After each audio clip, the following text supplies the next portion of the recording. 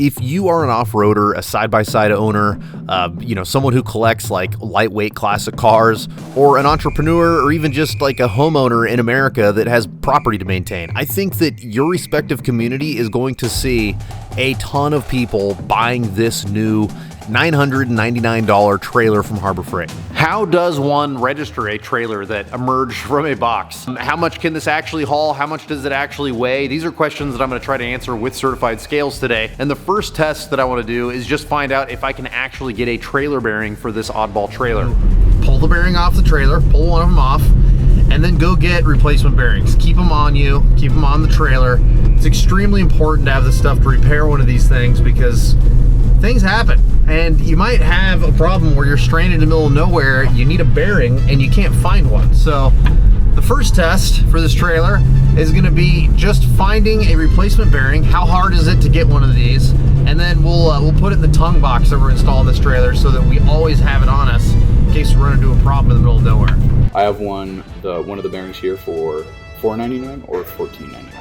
And this is good news because honestly, you don't want to buy stuff that you can't fix. And I remember reading that the old Harbor Freight trailer, the one that folds in half, it's hard to find the bearings for it. So it's good that I was able to just go to O'Reilly and just get one right over the counter. By the way, if you want to order a spare bearing for your trailer, here's the part number. There's many different brands that this is going to cross-reference, but this is just what was cheap, right over the counter, and in stock where I live. So as far as assembly is concerned, this thing goes together easy, and if you're from the construction trades, you're going to say, hey, that looks like it's all made out of Unistrut. It certainly does. I would argue that this is Unistrut without holes in it. But in any case, engineers have decided that you can still put 2,000 pounds on the deck of this thing, and I don't have any concerns. I think that the way it's constructed seems smart, and I mean, we're going to test today. We're going to max it out using certified scales, and we're going to decide then on, is it actually capable of carrying 2,000 pounds, because we're going to do that. This is everything that comes with the trailer right out of the box for $999. We've got a 4-pin connection, which I'm gonna have to do an adapter because everything that I tow with has 7-pin connection. We have a few different tie-down points, trailer, fenders. We do have a license plate holder and lights, but outside of that, this is extremely bare bones. As you can tell, we don't have a deck, and I want a deck, so we're gonna need to get a deck. And I mean, all in all, $1,000 does not get you much these days, unfortunately. So I do think that this is a pretty dang good value. However, I am concerned about how to register a trailer in a box, so I'm gonna go do that right now. In one of the boxes that the trailer ships in has a certificate of origin. You're gonna take that to your local Department of Licensing with your proof of purchase, just so they can make sure that everything was taxed. You know how that goes. The wiring is a 4-pin connection, but like Johnny Cash says, with a little bit of help from an adapter kit, we can go from 4-pin to 7-pin. And in my case, I had to buy a license plate. I had to pay for a transfer fee thing through the Department of Licensing, and then pay taxes on the sale of the trailer. I like the taillights. The taillights look really good, and they're super slim for being what you would expect to be a generic trailer kind of thing. I look at the recessed in there, they look awesome. Have you ever decked a trailer in a Home Depot parking lot? Just when you were curious if Nate's a real car guy. That's right, I've worked on cars in parking lots. We're about to build this trailer out, finish it out in the Home Depot parking lot. This looks like a spot people have done work before. After pulling a few measurements, it looked like we could very tightly fit 10 2x6s in here. So that's what we did. They're 2x6 by 10 feet long. It's a 5 foot wide by just over 10 foot long trailer. And lucky for us, we didn't have to make any cuts or anything. We literally just laid 2x6s in here and screwed them down to the cross members. The haul master. All right, Nick, moment of truth. Is the 10-foot stick actually gonna fit in there perfectly? Yeah, I hope so. I hope so too. It's gonna be way less work. Oh no. Oh, yeah, that'll work. Yeah, yeah, that totally fits. Go from one side to the other and then figure out. I know it's a little trashy to do work in the Home Depot parking lot, but the whole point is that we should be able to just screw this thing down, and if I need anything, I'm already here. I don't want to have to go all the way back home and then realize we don't have enough screws. So, which we did in fact have to buy a second pack of screws in order to do this. And the total for the deck with the hardware ended up being around like 212 bucks. Well, the deck for this thing was 212 bucks with hardware. And to be clear, this did come with hardware to screw down the deck. But I don't like this type of hardware for something like that. It's all Phillips, which just drives me nuts when you're trying to self-tap stuff. So we bought hardware, but the hardware wasn't the expensive part of that. It was all the pressure-treated lumber that was the expensive part of it. I imagine you could do some sort of a metal deck, but for me, I just want to do wood. I like a wood deck for a trailer personally. This trailer is going to be perfect for wheelers because like if you just need to go get some parts like axles or whatever, a nice low deck trailer is great. But honestly, I think that this trailer is going to appeal really well to entrepreneurs, people who want to start a side business, people who want to, a landscaping company, service plumbers, you name it. Anybody who can load equipment into a small, inexpensive trailer, this is going to serve them well. And I think that this first test is kind of going to be perfect for those people who fit into that category. So we're going to level this out. We're going to pull a couple measurements. We're going to weigh it as it sits right here. And then we're going to hook it back up to the truck. Of course, the truck is kind of tilted forward, which does make it a little more complicated. What I'd like to see is like how much this is going to drop when we put all that weight on there. This is a 1 ton is what they call it. It's supposed to be 2,000 pounds. I know after reading on a bunch of forums that they're not. So I'm thinking we're closer to like 1,800, but we're gonna find out here right now how much exactly that Mini X weighs. 26 and a half. Okay. Right on the dot. 26.5. It's pretty centered on mine. Yeah, that looks pretty good on, let's go back just a touch on my side. 300, 300, and 100. 100. These are very... Those are super round numbers. Yeah. So we're with the deck on it, we're at 700 on the nose. This is a early unit. We don't have any of the accessories for it. One of the accessories is ramps. Another one of the accessories is rear jacks for each corner, both of which would be very helpful right now for us to load things on here. And then another accessory is gonna be like an upper rail that's gonna go all the way around it, which I think is gonna be awesome.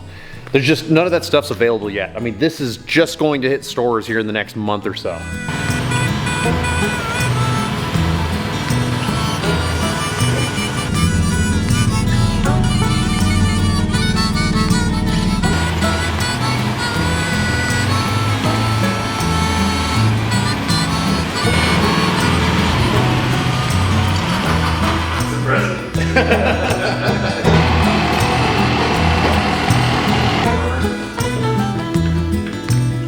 So we're at 1120, 1020, and how much is the tongue weight? 520. 520. We are at 2660. The maximum total weight of the trailer with its payload, do you remember? 2,700. Was it really? Yes, we were within 40 pounds of max payload of this trailer. So I'd say that that's gonna be a pretty good test to go zip this down the road and see how it handles the weight, considering that we're literally right at the max. At just 40 pounds shy of the max payload capacity of this trailer, we are squatting 3/4 of an inch. And this is all loaded correctly, meaning that we've got lots of tongue weight, which is exactly what you want in order to keep a small trailer like this from bouncing around behind you. And you can totally tell by the images that you're seeing right now. This thing glides right down the road, no problem, behind my 3/4 ton Dodge. And I think that you are looking at a very practical entrepreneur setup. So I know this is an off-road channel, and this is definitely a trailer that could be used for like a side-by-side or, like I said, picking up axles, all the off-road stuff that we do. But also a lot of us off-roaders are into other things. For me, I'm trying to like build a property out the way that I want it, and I'm building a greenhouse. This trailer is going to become very valuable for getting materials back to where the greenhouse is and where I'm going to be building sheds and stuff throughout my property. But if you're watching this and you're an entrepreneur, you're looking for a side hustle, you can pick up one of these mini excavators for like $4 or $5 grand at auction and you could pick up this trailer for $1,000 and you have a small business right on the back of your truck. I'd say that this is probably a very practical setup for a lot of people that need to get work done, and we're gonna drive this for a couple hours, see how it performs, make sure the wheels don't fall off, and then I'm gonna go fill the bed full of gravel because I've got a project that needs gravel, and I think that it further exemplifies why you want a trailer in the first place. You can haul your tools behind you, and then you can fill your bed full of rocks or whatever it is that you need to haul to the job site, and you can get the work done with this inexpensive setup.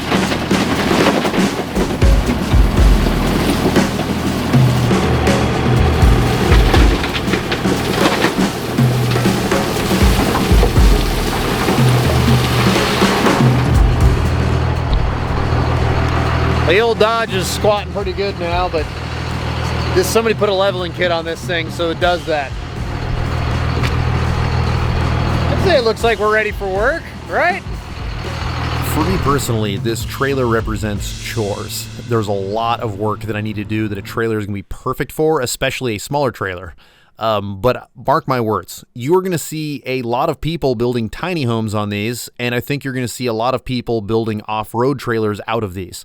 If you remember, a couple years ago, I used the old Harbor Freight trailer to build an off-road trailer, and it turned out awesome. And I was able to, forego any sort of like highway patrol inspections, any of the things that comes with like building your own trailer from scratch, which makes it complicated in the state that I live in. So starting with a trailer that already has a serial number that is very easy to register, I think is going to be enticing for a lot of different groups of people. I really wish I had ramps. They're coming. They're just not available to me yet, but they will be very soon. Because I want to put this K-Truck on that trailer and see how it handles a small vehicle. I think that people with Baja Bugs, like Suzuki Samurais, little K-Trucks like this, could take advantage of a small trailer like that to move it from place to place to go have fun, or in my case, to just do chores. My plan this year is I want to be the absolute best version of myself in 2025 that I can be. And that means not hitting my shop with this trailer. And that means that I want to 50% of the food that I consume this year, by the end of the year, I want 50% of my food to be stuff that I either hunted, caught, or grew. And so that's why I'm starting on this greenhouse now, because I need to get stuff planted so that I can reach that goal by the end of the year. I turned 40 this year. It's very important to me to be able to reach these goals and to become the best version of myself. Oh, come on. Oh, that gravel did exactly what it's supposed to do. So now I'm gonna unload all this stuff at the greenhouse I'm building. And then, I don't know, I kind of want to play around. I think it would be a kind of a cool thumbnail to load up that Mini X and put it on the trailer behind the K-Truck. I did forget to mention that I added a tongue box onto this trailer, which I think is a valuable accessory for any trailer. And while I'm filming this and while I'm getting super duper stuck in my backyard, I'm also getting ready for the next snow trip, and I am installing water meth on my Samurai, and I've got a lot of irons in the fire, and that's kind of how this year is going to be for me. I plan on trying to accomplish a lot of different things, but the reality is there's going to be like double the content there was last year, because I'm going to make videos about whatever I want to this year. There's a lot of different things that I have never really shared with you guys, like hunting and fishing, and now it's going to be gardening that I'm going to be inserting here and there, like this trailer video, in between all of the normal off-road stuff and continuing to build weird stuff in my shop. So buckle up, this year's going to be a lot different, but I want to grow a lot as a person this year, and I hope that you decide to stick around and grow with me.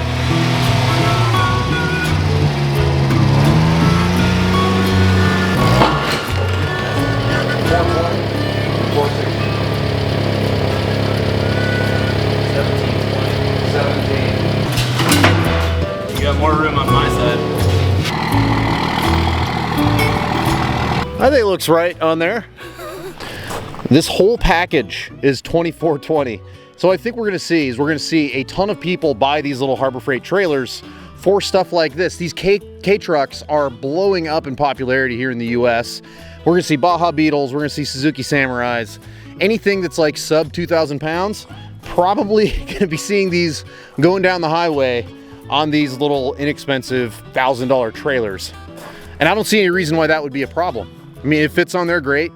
If we anchor this down, there's no reason we couldn't just go blast down the freeway right now. This is lighter than that mini excavator, believe it or not.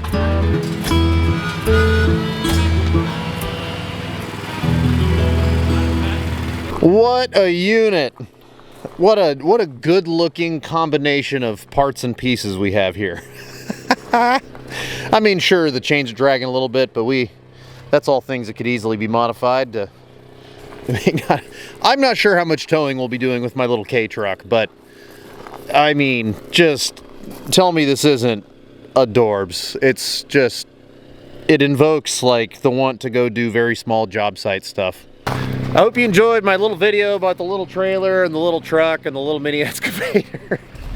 You know, the smaller things get, typically the more affordable they are. And this whole combo is pretty dang affordable. Now it's time to get the Tacoma back in the shop and get to the next phase of that project. We'll see you on the next one. It's also compact.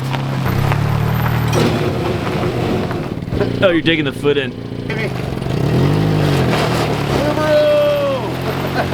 Subaru!